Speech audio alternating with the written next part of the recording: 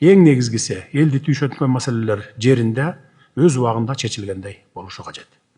Калк көтөргөн жергиликтүү деңгээлдеги көйгөйлөр борбордук деңгээлге чейин жетпестен тиешелүү жетекчилер тарабынан жеринде каралып, мыйзам алкагында чечилиши зарыл. Бул мамлекеттик башкаруунун натыйжалуулугуну жана элдин бийликке болгон ишениминин негизги көрсөткүчү болот. Кеңешменин урматтуу катышуучулары, ар бириңиздер өз ишиңиздерге жоопкерчилик менен мамиле жасап, мамлекетибиздин өнүгүшүнө, аймактарыбыздын өсүп өнүгүшүнө жана элибиздин бакубат жашоосуна татыктуу салым кошосуздар деп ишенемин. Биздин негизги максатыбыз күчтүү жергиликтүү башкарууну калыптандыруу менен күчтүү мамлекет куруу. Анткени мамлекеттин күчү борбордон эмес, ар бир айылдын, ар бир шаардын натыйжалуу башкарысынан башталат. Ошондуктан мен ар бириңиздерден жоопкерчиликти, демилгелүүлүктү талап кылам. Элдин көйгөйүнө кайдыгер карабаңыздар. Любой адамдын мээси иштеш керек да, бүт элек нерсеге кантип кол коем мен? УКМКнын сот прокуратура кызматкерлеринин кайдыгерлиги, жоопкерчиликтиги адамдын тагдыры менен ойногондорубузга ошо түрткү болуп атат. Бул мындай болгон. Ушул мен кененирээк айтпасам, эки соос менен кантип бүтүрөм. Маселени кыска айтсаңыз, анан жетишсеңиз историясын айтып бересиз. Бул мындай болду. Коштөбө деген айыл бар бизде. Ошо жерде футболдук жана кичи футболдук аянттын курулушу башталган. 70% бүтүрүп калып, анан кийин жерге жаткыра турган газон эле калганда, тиги материалдарын алып келип суук түшүп калып, алы токтоп калган жумуш. Ал менин уулум да ошо как раз инспектор болуп иштеп турган келбизде, бул нарындагы башкармалыктын. Анан ал да комиссиянын мүчөсүндө болот. Анан баардык материалдардын баары толук болгондуктан, тиги подрядчик болсо кепил катын берген, биз бүтүрүп беребиз деп. Анан ошо негизинде комиссиянын мүчөлөрү кол коюп коюшкан. Неге анан бүт электе кол коюп берет, бүттү деп? Эми ошолго менин уулум кол койбой атпайбы? Анан кол койгондордун ичинде кылып коюп атпайбы? Ал кол койбой калган себеби, ал жетекчи өсү Кочкорго командировкага жибербеген ошо кезде. Ал буйругудан турат. Сиздин уулуңуз кол койгон эмес, бирок кол койду деп күнөөлөп коюп атчы. Кол койду деп күнөөлөп. Ошолбу проблемаңыз? Ошол проблема. Эми бардыгына бардык. Сотко бардык. Райондук сот болсо мойнуңа алгансыңар деп. УКМКнын тергөөчүсү тергеп туруп, бүт эле анын жетекчи кол коюп печат басып аткан жетекчини куткарбайм. Аны менин уулумду кармап атышпайбы? Кол койбогон уулума мыйзамсыз иш козголуп атат. Карагыла, бул эгер чындап эле бул аксакал айтып отургандай болсо, бул өтө бир адилетсиз иш да булчу. Башчыларын кол койгондорду кое берип коюп, анан жебеген мантык акча төлөтүп, бул кишинин уулуна эме кылган болбойт андай. Түшүнүктүү. Аягында ал эми баягы экинчи жагы да бар да, көрдүңөрбү? Мына 70% бүт элек бүтүп, анан калган 30% бүт элек кезде бүттү деп кол коюп берди дейт. Любой адамдын мээси иштеш керек да, бүт элек нерсеге кантип кол коем мен?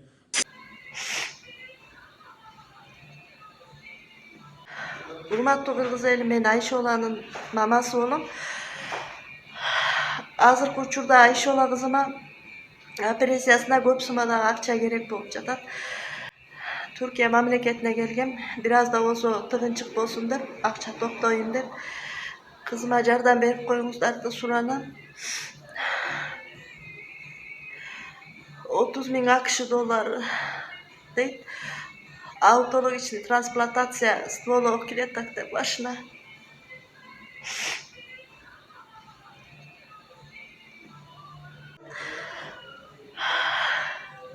Кызыма жардам бериңиздерди суранам. Аз болсо да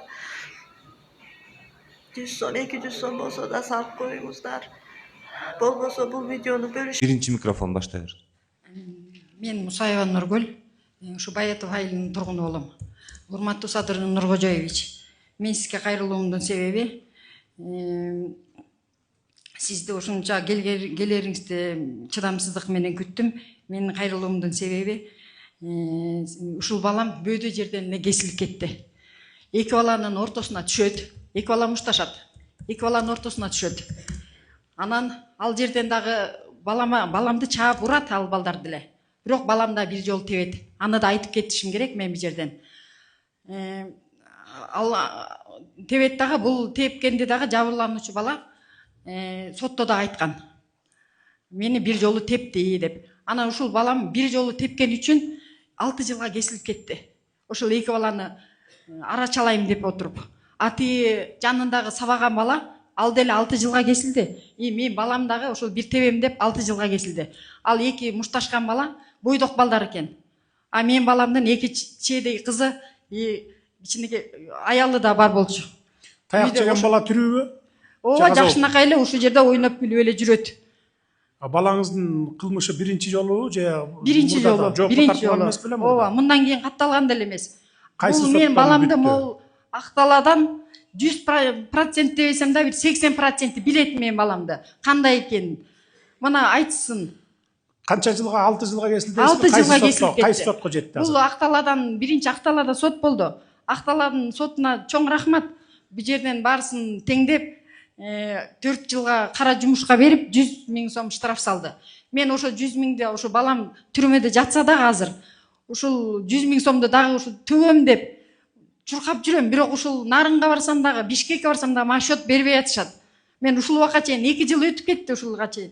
Мен ошол 100 000 сомду ушул Акталаныкы мыйзамдуу түрдө ушул 100 000 сом салды эле балама. Мен ошону төгүшүм керек деп ушул убакка чейин чуркап жүрөм. Сиздер сурап атам, андан кийин облус сот, андан кийин жогорку сот кайсы сотко жетти деп атам. Нарын сотуна кетти. Нарын соту ошо райондук кылбай, карай элекпи облус сот? Кесип салды. Күчүндө калтырдыбы биринчиникин? Жок, Акталандын күчүнө калтырбай, Нарын кайра кесип салды. Анан кайра Бишкекте болду. Жете элекпи азыр? Бишкекте да биз кайра Бишкекке берсек, Бишкек дагы болбой койду. Түшүнбөдүм азыр. Жогорку сотто карала элекпи деп атам. Каралды. Күчүндө калган экен да. Ошол эле Нарынды берип койду да, кайра Нарынды берип койду. Бирок менин ушул жерде сизден ырайымдуулукту гана сурап келдим да. Кат жазыңыз, эгерде биринчи жолу кылмыш кылып аткан болсо, кылмышка тартылып аткан болсо, кат жазыңыз, комиссия бар, комиссия карап туруп, анан жообун мага берсе, анан мен чечим кабыл алып берейин. Түшүнүктүү, Рахмат. Ушу баламды ырайымдуулук албаңыздар. Мен азыр бир эскертүү кылып коеюнчу залдын ичинде. Чыгып, мисалы, суу, ирригация, айылдарга таза суу, ирригация маселеси, БСР, БДР, мектеп, спорт зал, анан бала бакчаны көтөрбөй эле, ушундай өзүңөрдүн маселеңерди көтөргүлөчү, ошондо тез да бүтөбүз, анан бири-бирибиздин убактыбызды дагы неме кылабыз. Ал мен азыр айтып өткөн маселелердин бардыгын мамлекеттин көкүрөгүндө турат, менин көкүрөгүмдө турат, бардыгына тапшырма берилип, күчүбүздүн жетишинче барын салып келтабыз. Мектептерди жаңылап келтабыз, бала бакчаларды курабыз. Алардын бардыгы жанакы Бишкек, Ош, чоң-чоң областтардын борбору, анан райондордун борборун бүтүрмөйүн айылдарга биз чоң-чоң бала бакчаларга жете албайбыз. А мектептерге жетебиз ар бириңерге. Ушу жакынкы 27-28 бүт мектептер жаңыланып бүтөт. Калган ошо бала бакча ошо 35-жылга чейин барып анан кийин баягы жабабыз. А суу, таза суу чыгарып берүүнү, аны да ошол чөнтөгүбүзгө жараша, бюджетибизге жараша ар бир айылга таза суу чыгарып берип келатабыз. Сиздердин айылга дагы Кудайдын буйруган күнү кезек жетет да. Анан ушул жерден айта берип, анан жөн эле убакытты албайлы дагы ушу жеке ушундай адилетсиз болуп аткан, мыйзамсыз болуп аткан эле өз жеке иштериңиздерди айтсаңыздар.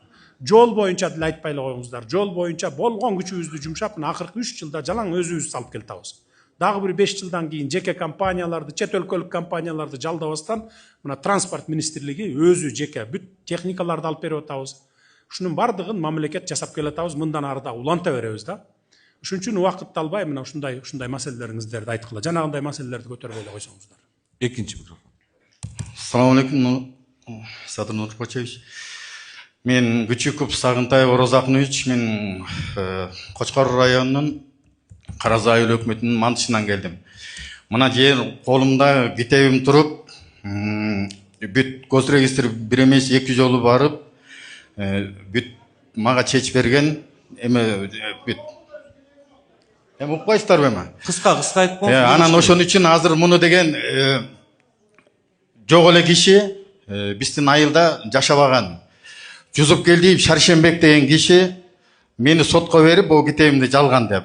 Нарынын соту Чагалдакка мага чечип берген. Аны кайра жокко чыгарып туруп, чүйгө берди эле. Чүйдүн административдик соту Осмон Алиева менен Жаманкуловдор тияка чечип койду. Алардын китеби деген 82-жыл деп турат. Азыр эмне сурап атасыз? Ошон үчүн жогорку соттагы чечип салды. Мына ошону мен азыр сизден сурайт элем. Ошо мына китебим туруп, мына. Бул көк китебиңиз жердикиби? Ошо жер 49 жыл калгансыз. 4 гектар. Жок, үлүшкө алган жерибизди. Үлүшкө алсаңыз кызыл китебиңиз болуш керек эле го. Жок, ошол берген да мына госрегистр бир эмес 2 жол бар ченеп берди. Анан ал жок эле кишиге берип атпайбы? Маалыматыңыз болсо айтыңыз. Жогорку соттун төрагасынын орун басары Камчыбеков кечээ мага келгенсиз. Мен жолун көрсөтүп айтканмын да кандай кылышты. Анда айтып берген экен. Кайра жыйындан кийин мага жолуңуз, мен кайра кайталайын. Карап көрүп, эгерде адилетсиз чечилип калган болсо, бул киши айтып аткандай, анда жолдорун айтыңыз. Мына мондай кайрыл, бияка кайрыл, тияка кайрыл деп. Мен бул маселе боюнча мен кече барып алып отуруп алып ойлондум да. Жергиликтүү ушул эле деңгээлде чечилчү маселелер 80-90%. Мына кайсыл жерде кыдырбасам дагы губернатор, анан эле облустук, райондук, анан айыл өкмөттөрүнүн деңгээлинде баары биригип чечип койчу маселелер көп экен. Бул боюнча мен 2-3 күндө чогултамын бүт баарын, 7 губернатор, Бишкек ош мэрин, анан облустун жетекчилерин, бардыгын баягы обул сотту, обул прокурор, Бишкектин сотун, жогорку сот менен баш кылып, анан Бишкектин прокурорун баарын чогултуп туруп ушул тапшырманы берейин деп атам. Кайра барып туруп, ар бириңиздер бүт ушундай маселелердин бардыгына чекит койгула деп. Өзүңөр чакырып алгыла керек болсо деп. Барды обул сотто да бар, кайсы проблема бар, ким арызданып жүрөт, прокурордо да бар, туурабы же туура эмес айтканбы? Айыл өкмөт акимдерде да бар. Ошолорду өзүңөр чакырып алып, ушу жаңы жылга чейин, кийинки эл менен элди кыдырганга чейин чечкиле деген тапшырмаларды берем мен. Бүт ушундай маселелер көп экен да, бири-биринин жерин талашкан, анан үй талашкан, анан дагы бирдеке соттолгон дегендей сыяктуу. Так, кийинки микрофон анда. Ассаламу алейкум рахматуллахи ва баракатуху. Урматтуу Садыр Нуркожоевич, мекендештер. Менин атым Талай, Сыдыков шаардан келдим.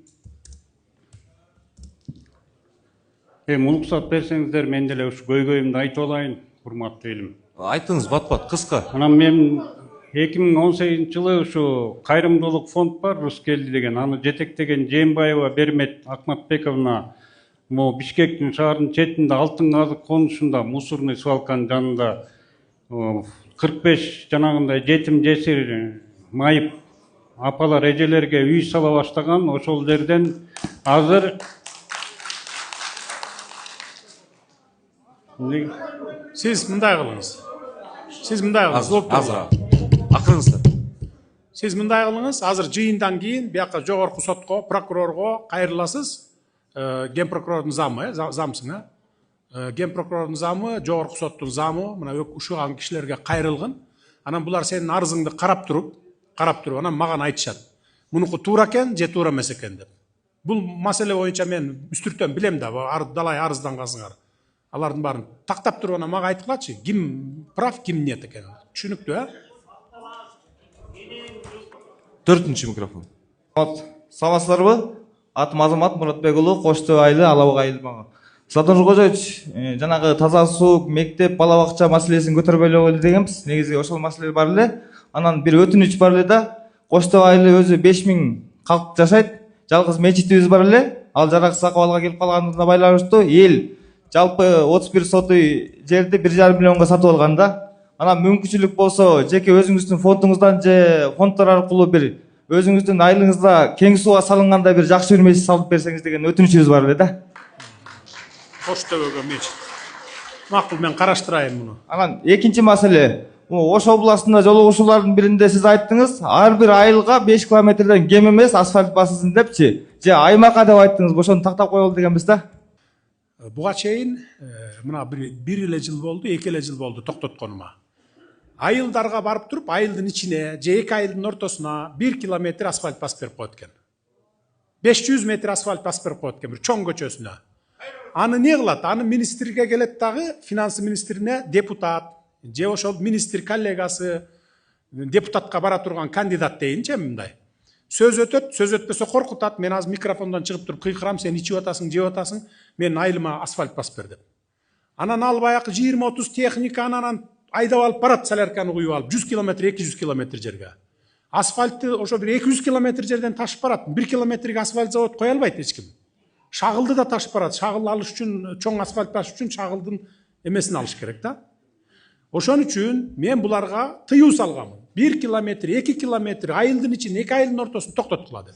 Биринчи бүт стратегиялык жолдорду бүтүп алалы, 10 километр, 5 километрден кем эмес басалы. Ошондо алып барып туруп асфальт завод коесуң, шагылды ошол айыл өкмөттүн ичинен аласың.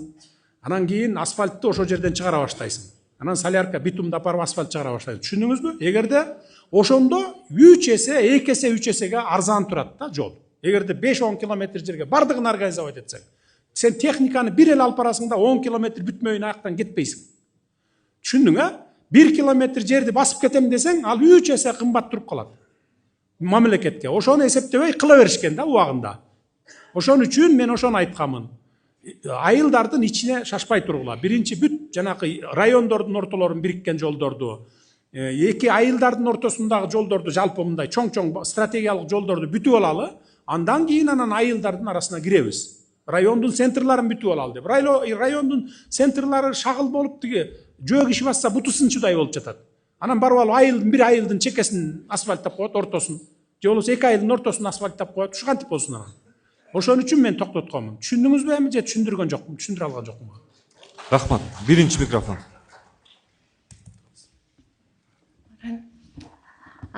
Саламатсызбы, Садыр Нуркожоевич. Сизге кайрылуунун себеби мен Баятов айылынын тургуну Мураталиева Субайылда. Сизге кайрылуунун себеби 2025 жылы 22 июлда Бишкек Баятов каттамында эл ташыган автобус шофердун тажрыйбасы жоктугунан улам жол кырсыктан учурап, ошол жол кырсыктан кесепетинен апабыз Жолдошалиева Шарипа оор жаракаттан улам каза тапты. Биз балдары үчүн бул чоң көтөрө алгыс азап кайгы болуп отурат. Бүгүнкү күнгө чейин ошол апамдын өлүмүнө себепкерлер жоопкерчиликтен баш тартып, күнөөлөрүн мойнуна алышпай келишет. Бишкек вокзал эч кандай каттамда жок, келишими жок, техникалык осмотрдон өтпөгөн автобусту эл ташып ночной рейске жиберишкен. Толтура нарушение менен кетирген автобуска эч кандай тиешебиз жок деп бүгүнкү күнгө чейин мойнуна алышпай келишет. Өз иштерине кайдыгер карашып, шалакы мамиле кылышкандыгы үчүн мыйзам боюнча жооп беришсин деп суранабыз. Ошол күнү апам Жолдошалиева Шарипа товар алганы Бишкекке кетип бара жаткан. Апабыз жер жемиш сатып, акча чогултуп, биринчи группадагы майыптыгы бар инимди дарылайм деп жүргөн. Күнү түнү жайгысы иштеп апам эмгектенчү. Иним бутуна туруп калса үйлөнтүп жайлантып деген максаттары бар эле. Апам ал максатына жетпей өтүп кетти. Суалды азыр жооп берсин, биякта маалымат бар экен. Эми Суайылда айым апаңыздын арты кайрылуу болсун, бейишинен берсин. Кырсык болгон экен, эми ал мас эмес бекен айдоочу? Мас эмес беле? Жок. Жок болсо анда караштырып көргүлө, эми бул кырсык экен. Ал тажрыйбасы барбы, жокпу? Эми документтери бар болсо керек. Бар беле документтери? Садыр Нуркожоевич бул иш боюнча иш козголуп, тергелип туруп, сотко жөнөткөн, соттун кароосунда, Кочкор району соттун кароосуна жөнөтүлгөн. Бардыгы амалдар тергелип, бардык күнөөлөр мойнуна коюп жөнөтүлгөн. Кимдин күнөөнү мойнуна алып? Шофердин күнөөсү болгонбу? Ошол жерде экспертизанын баары жүргүзүп, ооба ар кайсы шарттар болгон да ошол жерде. Анан ошол соттун кароосуна жөнөтүлгөн, азыр кароодо. Күнөөлөр сотту эми адилеттүү карап койгула. Адилеттүү карагыла. Анан бул боюнча эми баягы билесиңер, 30 жылда бардак болуп кеткен да, эми орусча айткандачы. Башаламандык, таксиси деле жүрө берет, бусиги деле жүрөт, анан автобусу деле жүрөт болуп. Азыр бардыгын иретке келтирип атабыз. Бүт баягы илгерки автовокзалдарды менчикке өткөрүп алгандар да бар экен. Менчик алып алып, бир кафе куруп алган ичине же башка бардыгын кайтарып, азыр автовокзалдарды восстановить этип атабыз. Автобустарды алып беребиз дагы, илгеркидей автобустар жүрөт. Таксилерге лицензияны болсо Ички иштер министрлиги көзөмөл менен берип атат. Экзамен алып атат, тапшыра албаса өтпөйт. Лицензияны кайсыл эмеден баштап берип атасыңар? Жакындан баштап лицензия оң рулдууларга бербейбиз дедик, только баягы сол рулдууларга. Биринчи июлдан баштап берилип атат. Берилип атат, Экзамендерин алып атасыңарбы жакшылап? Техосмотрларын баары текшерилип атат. Айдоочулук күбөлүгүнүн эмесин, тажрыйбасы баары текшерилип атат. Мына эми иретке келтиргенге күчүбүз жетип атат. Бүт мына Минтранс барбы? Минтранс турчу. Канча автовокзал калды дагы райцентрларда, райцентр кичи шаарларда жасалып элек. Биздин карамагыбыздагы 7 чоң автовокзалды былтыр өкмөттүн чечими менен жергиликтүү бийликке өткөрүп бергенбиз. Жергиликтүү бийликке. Бирок ремонттолду анын баары, ремонттолуп атабы? Ремонттолуп жаңы салынган, жаңы салынып атат. Кыскасы, в общем, ар бир районда баягы илгерки автовокзалдар иштеп баштайт. Анан ошондон анан автобустар иретке келет. Бардыгы иретке келет. Мунун баарын 30 жылда чирип бүткөн нерсени бир 3-4 жылда эле баарын кылуу иш кыйын экен да. Сот иштери болот экен, сот иштери эле 1 жыл созулат экен, инстанциядан инстанцияга жүрүп отуруп, ошо сот аркылуу алгандарыбыз болду, түздөн түз алгандарыбыз, өзүлөрү добровольно бергендер болду. Мына болду, мен туура эле менчиктеп алдым эле убагында деп. Кийинки микрофонун. Саламатсыздарбы? Сатылганова Нургүл, учурда мугалим болуп эмгектенем. Садыр Нуркожоевич, биздин ошо Баетов айылында Алтын Муун Аристе деген жакшынакай балдар үчүн билим уясы бар бала бакча. Ушул бала бакчанын ачылганына 11 жыл болду. Мамлекеттик түрткү берүүчү гранттын эсебинен капиталдык ремонт менен өтүп, пайдаланылбай турган имаратты айыл тургундары демилгелүү топ түзүлүп, ушул учурда көйгөй болгон учурда жакшынакай кылып ачып алдык эле. Бала бакчанын учурда 150 бала тарбияланат, 30 кызматкер иштейт. Анан ушул 11 жыл болгонуна карабастан дагы эле жерге ээлик кылуучу, имаратка ээлик кылуучу эч кандай документибиз жок. Ушул учурга чейин чечилбей келет. Биз башкы прокуратурага да кайрылганбыз, Жулушевка. Буга чейинки губернатор, 3 губернатор келди, 5 хаким келди. Мен суроом бар ушу. Азыр дагы иштеп атабы? 150 баланы карап отурасыңарбы? Азыр кимге тиешелүү ал мекеме? Айыл өкмөткө тиешелүү, муниципалдык. Муниципалдык, муниципалдык. Так, муниципалдык болсо, бала бакча кылып иштетип атасыңар? Ооба, бала бакча, мамлекеттик. 150 баланы 150 бала тарбияланат. Алдыңкы бала бакча. Аким турула. Айыл өкмөт өкөң бириккиле дагы, жолун тапкыла дагы, бергиле. Биз баягы бала бакча, мектеп салабыз дегендерге жерди, мамлекеттик здание болсо бекер беребиз деп атпайбызбы? Жетишпей атат го мынакей. Балдардын мектеп, бала бакчалар жетпейт, мектептер жетпейт. Бергиле, не кыласыңар ал зданияны? Кечирип коюңуз, эме имамдар менен кичине эме болуп атат. Аякта жаныбызда мечит бар да. Биздин жер, биздин территория, биздин имарат деп ушундай чечилбей келатат. Акыркы үмүтүбүз сиз. Эми чечип бергиле, имамдар менен да сүйлөшкүлө, ошо эми мечиттин жери беле мурда. Эми имамдар деле каршы чыкпаса керек. Имамдарга деле бала керек, алардын деле балдары бар, алардын деле балдары барат. Чечип бергиле, давайте, неме кылгыла. Чоң рахмат. Чоң рахмат. Чечип буларга бергиле дагы. Анан немеси кийин өзгөрүп кетпесин. Азыр 150 баланы багып атып тургандан кийин айдап чыгып тургандан офис кылып же башкача бир деме кылбасын. Түшүндүңөр, өзгөртүүсүз. Өмүр бою түбөлүк ошо бала бакчасы болот деп туруп бергиле. Жарайт. Түшүнүктүү, Сиз дагы содействовать этиңиз эгер деме кыла турсаңыз. Үчүнчү микрофон. Саламатсыздарбы? Азыр ушул боюнча айтып коеюн, мына райцентрларга, шаарларга, керек болсо айылдарда деле жеке менчик мектеп салам, жеке менчик бала бакчасын курам дегендерге биз жерди бекер беребиз. Жерди бекер беребиз да ошолорго. Анткени алар баягы бул мамлекеттикинен альтернативдүү болуп, баягы платный болуп. Анан жакшы карашы мүмкүн, жакшы окутушу мүмкүн, жакшы билим бериши мүмкүн да. Ошон үчүн биз ушундай саясатты жүргүзүп атабыз. Ошонун негизинде бергиле буларга. Түшүнүктүү, Үчүнчү микрофон. Урматтуу Садыр Нуркожоевич, ушу бийик тоолуу аймактарга ар тараптуу көп жардам көрсөтүп атасыз. Анан ушу орто жана чакан бизнестин атынан ушу сизге кайрылуубуз бар. Кайрылуубуз төмөнкү болуп атат. Биздин ушу туризм тармакта иштеп аткан боз үйлөр, мейманкалардын иштеген мезгили аябай кыска болуп атат. Анткени жайлоо ачылгандан кийин мына Сөңкөлдө да биз иш алып барабыз. Жайлоо ачылганда чет элдик туристтер келет, ички туристтер келет. Ошо менен июндун башынан баштап августтун аягына чейин иштейбиз.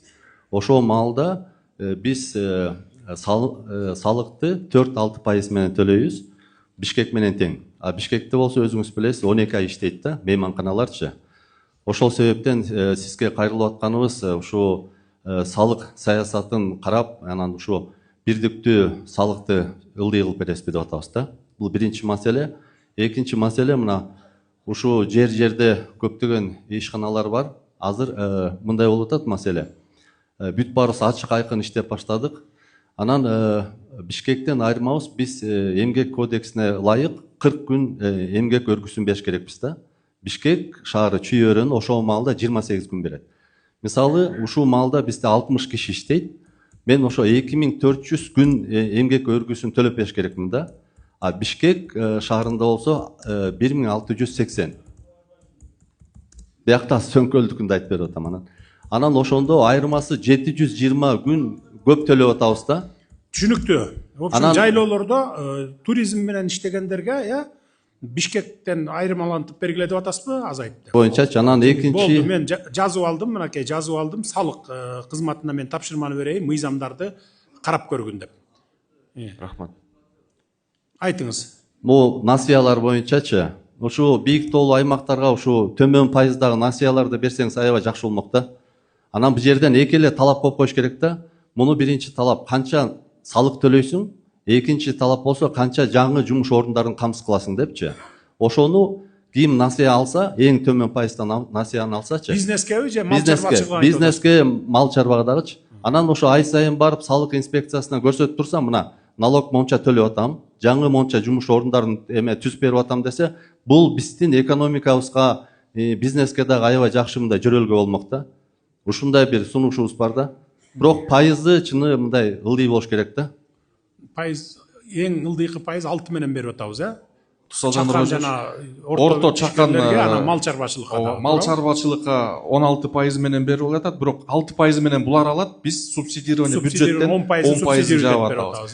Кичи жана чакан бишкек. Чакан ортого 8%дан азыр берип атабыз. 8%дан башталат азыр 8%дан.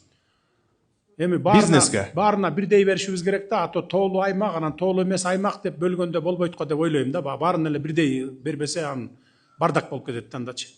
Келгенде канча көптөгөн акча кетип атат. Мисалы Бишкекке чүйгө караганда биз 6 ай от жагабыз. Көмүргө акча кетет, электр энергия акча кетет. А чүйдө болсо болгондо 3 ай бардыгы эле тармак Бишкек менен Оштон башкасынын баары эле ошондой да, бардык райондор эле. Биздин территориябыздын 94%-ын тоолор ээлейт. Болгону түз жерибиз 6 эле пайыз бар. То ошонун ичинде мына район борборлору, шаар борборлору, айылдарыбыз отурукташкан да. Ошон үчүн бардыгын эле бирдей, анан өзүнчө бөлгөндө болбой калат. Рахмат. 4-чү микрофон. Assalamu alaikum. Жерге далайылы Улан Шералиев. Менин айтайын деген көйгөйүмдү урматтуу Садыр Нуркожоевич айтып кеттиңиз мектеп боюнча. Анан ушуну бир сыйра да бир кайталап кетейинчи. 98-жылы ушул Жерге далайылында мектеп ашар жолу менен курулган. 2000-жылы ишке берилген. Ашар жолу менен ушу ылай кирпичтен салынган да. Ошо кезде сарайларды бузуп, ошону материалынан алып мектеп курулган. Анан сиз жогоруда айтып кеттиңиз, ушу мектептер эрте бүтөт деп. Анан ушу мектептин кабинеттери кичилекей, 2,5-га 3. Анан ушу мектепти өзүңүз көзөмөлгө алып, ушул Молдобаев мектебин бир эртелетип берсеңиз жакшы болот да. Өтө чакан мектеп болуп атат да. Балдар батпай калды. Жалпы канча мектеп калды республика боюнча айылдарда? Илгерки 60-70-жылы салынган. Республиканын аймагында бүгүнкү күндө 105 авариялык мектеп калып атат. 3 жыл мурун бул цифра 400 болчу. В общем, кыскасы мен дагы бир жолу кайталайм, 27-28 бүт баарын бүтүрөбүз. Сиздин айылга да жетет, ошол 105 айылдын ичинде сиздин мектепте бар экен да демек. Муну эми бюджеттен карагыла деп мен тапшырма берген, бирок каржы министрлиги азыр кредит алып болсо дагы бүтүрүп салалы деп сурап атат. Жарымы кредит болсо, жарымы грант болсо, ушундай сүйлөшүүлөр жүрүп атат да. 27-28 бүтүрөбүз мектептерди. Болду, эми аны козгобогула. Рахмат. Биринчи микрофон. Саламатсызбы? Атым Чатыркүл Дононбаева. Садыр Нуркожоевич, актала куш келиптирсиз. Мен бере турган суроомду кечээ ат башыда бир эжеке козгоду. Бул жанагы коэффициент боюнча болуп атат. 97-жылы чыккан 377-чи токтомду жокко чыгарып, бүгүнкү күнү 2026-жылы 398-399 деп бекитилат, бирок 1,5% эмес 1,30-га түшүп калып атат да. Ошо 20% жанагы пособияга дагы, пенсияга дагы жөнөкөй бир айлык алган эжеке, Чатыржы, муну түшүнбөй атасыздар. Бул жерде 2 токтом бар да. Минсоцразвития түшүндүрүп койсоңузбу? Аны силер бир токтомду көрүп алып эле. Кыска нуска кылып түшүндүрүп. Ызы жолу атасыңар да. Азыр түшүндүрүп берсин.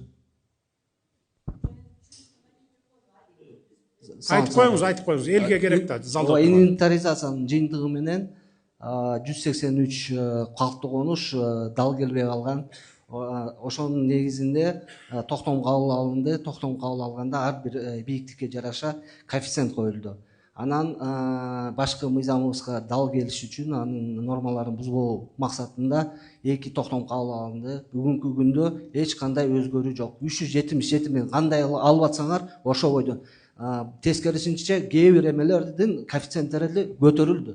Кошуп коесузбу? Экинчи суроо мындай болуп атат да, энелер кайрылып атышат, 7 балалуу жана баатыр энелерге алдында тиги эне даңкы бар эмеспи, 6 балалуула. Ушуларга эч бир иштикке каралбайганын сурап атышат. Мен ошо аялдар кеңеши болуп көп жыл иштедим эле. Эч бир үлгөтө каралбаптыр, только рахмат баягы значок берилет экен. Же бир төлөмөдү да жок, жанагы балдарды да бекер окутууга баатыр энелерге кетирилбедиби? Аны бир эле балабыз кем экен деп суранып атышат да, ошого бир сиз дагы бир карап кайра бир мыйзамдарды ушул колдон келсе жардам кылса деген. Карап коелу. Значит, 6 балалуу энелерге. Экинчи микрофон. Урматтуу Садыр Нургодович, саламатсызбы? Актала жергесине кош келипсиз. Мен Абышбаев Качкынбек, Баетов Айлы, Аксакалдар кеңешинин төрагасы. Эми алдыда райондун акими абдан жеткиликтүү айтты, 27 долбоор боюнча. Биз мурунда тааныштык эле. Эми сизден өтүнүч ушунун ар бирин көзөмөлүңүзгө алып, бир толук этегине чыгарып бергенге Акталага бир көз салып, шефке алып берсеңиз. Себеби алыс районбуз. Баягы министрге 1000 айткандан көрө сизге бир айткан артык. Ишенебиз сизге. Анан эми көзөмөлгө алабыз. Ар бир районго ошол кийинки жылдын бюджетинен акча бөлүштүрөбүз. Анан ошо нарынды кыдырып баштаганда эле карасам, баары сүйлөшүп алганбы? Баары эле 1 миллиард. Рахмат. Беребиз, канча керек болсо ошончо беребиз. Башталган иш бүтөт акыры бир күнү. Бу жерде Баетов Нарын жолу 2 фронт менен иштеп атат, 2 фирма. Бизден кетип аткан абдан жакшы, буга эл жакшы баа берип атат. Айтып коюшубуз керек, Нарындан бери баштаган фирмага кичине камчы керек, камчы чаап коюш керек. Шуну министрге бир катуу айтып койсоңуз абдан жакшы болот эле. Көзөмөлгө алсын. Биз эми 2-3 күндө эле бир барып атабыз, Жылдыз көл болуп кетти. Сыйырып салып эле кетип атат. Басуу иши жок. Машиналар талкаланып атат. Ушуну бир дагы катуураак айтып койсоңуз. Анан күндө айтамын, айтып атам. Бул боюнча акыркы 3 жылдан бери биз бүт техникаларды алып берип, илгерки 2020-га чейин почти Минтранс жол жасачу эмес. Барын эле подрядчикке берип эле, ал чет өлкөлүк подрядчик, ички подрядчик ушинтип келген. Азыр биз тескерисинче 1000ге жакын техника алдык окшойт, республика боюнча жалпы. 1500, мына даже 1,5 болуп кеттир мына. Бардык техникаларды алып берип атабыз дагы, анан мындан ары Минтранс өзүң басасың деп атабыз. Булар жаңыдан тажрыйба алып атат, жана арызданып атат, кээ бир жерлерде жолду начар басып койду деп. Аны туура түшүнүшүбүз керек. 30 жыл эч ким иштебесе каяктагы тажрыйба болот? Жалаң жеке менчиктерге берет, анан алардан бөлгөн акчадан 10%-ин чөнтөгүнө алат, министр алат, премьер алат, президент алат, ошентип алып келген 30 жылдан бери. Азыр биз бүт Минтрансты жандандырып атабыз. Ар бир райондо бирден илгеркидей ДЭУ туруш керек. Керек болсо жана асфальты укладчыгы кошоп туруш керек дагы. Райондун ичинде эмне жол болсо Минтранска эле беришибиз керек. Ме деп туруп. Ошондо 2 эсе арзан болгон болот. Жеке жакка берсең ал пайдасыз иштебейт. А биз эмгек акы төлөп берип атабыз, техникасын алып берип атабыз, запчастын алып берип атабыз. Анан керектүү гана инертный материалдарын сатып беребиз, болду. Ал пайдасы жок иштейт Минтранс. Ошогон алып баратабыз мынакей. Анан бир жылда бир эмес же бир айда эмес, күнүгө айтып турам буга. Түнкү саат 3-тө чалам, моягың деген мондай пробка болуп атат неге деп. Жана Бишкектин тегеректериндегилерде. Түшүндүңүз, мына элдин да талабы ошол. Биздин республика, агрардык республика, Мауреки илгерки Госплем завод, Госплем станцияларды республика боюнча келечегинде иштетпесек, биздин малдын башы сапатсыз болуп, жайыттар туруштук бербей калды, сапат көтпөсөк, эми мисалы 100 кой бакканча бир 30 кой багып, ошондон жүн алышыбыз керек, эт алышыбыз керек, киреш алышыбыз керек. Ошондой эле үрөөнчүлүк чарбаларды да бир эске алып, семхоздорду мамлекеттик көзөмөлгө албасаңыз, коррупция ошол жерде болуп атат. Мына сиз деле чарбада билесиз, жанагы комбайн чаап алган буудайларды эле тазалап, мөлтүрөтүп эле элге сатып атат. Анын эми тишин ачып көрө албайт экенсиң, элита деп коет, супер элита, анан репродукция биринчи деп коюп атат. Ушуну бир келечегинде эске албасаңыз биз өнүкпөй ортубузда тура беребиз. Себеби биз ушу менен оокат кылып атабыз. Эми акырында Нурбек мырза, бул жерде жол министри турат рас. Сиз замгесте келип могу 1 километрди Баетовго кире беришти бир башкача азыркы учурга ылайык жасап берем дедиңиз эле. Эми мына өзүңүз министр болуп 2 тискин 1 жылбыр колго тийиптир, эгемендүүлүккө чейин жасап берип, мына урматтуу президенттин астында убада берип койсоңуз эми сиз деле соопчулук. Ушуну өтүнөм. Рахмат, бар болуңуз. Түшүнүктүү. Азыр Госплемзавод боюнча жана жайыттардын деградация болуп кеткенин кайра баштан айтып боюнча мына министрдин орун басары турат, айтып берсинчи кандай иштер жүрүп атканын. Айтып беребиз. Садыр Нургожевич, бул боюнча жайыттардын деградациясы боюнча жылына 10.000 гектарга 5 жылдан бери жайыт өрөөндөр чачылып келген. Сиз кечээ күнү тапшырма бердиңиз, бул аянтчаларды 100.000ге чейин чыгаруу боюнча бул ишти алып барабыз. Андан сырткары малды асылдандыруу жана үрөөн чарбаларын колдоо боюнча биздин 30-жылга чейин программабыз бар. Ошонун негизинде үрөөн чарбаларды дагы, малды асылдандыруудун дагы мамлекеттик чарбалар колго алып жатабыз. Бүгүнкү күнү республикада 18% ушу сертификацияланган үрөөн колдонуп келет биздин дыйкандарыбыз. Ушуну 30-жылга чейин биз 80ге чейин чыгара алып атабыз эң аз дегенде. Асыл тукум мал боюнча бүгүнкү күнү бир 4% гана мал асыл тукум. Биз муну бир 50%га чейин 30-жылга чыгаруу планыбыз бар. Бул боюнча мамлекет акча каражатын карап жатат. Иш башталат буюрса. Рахмат.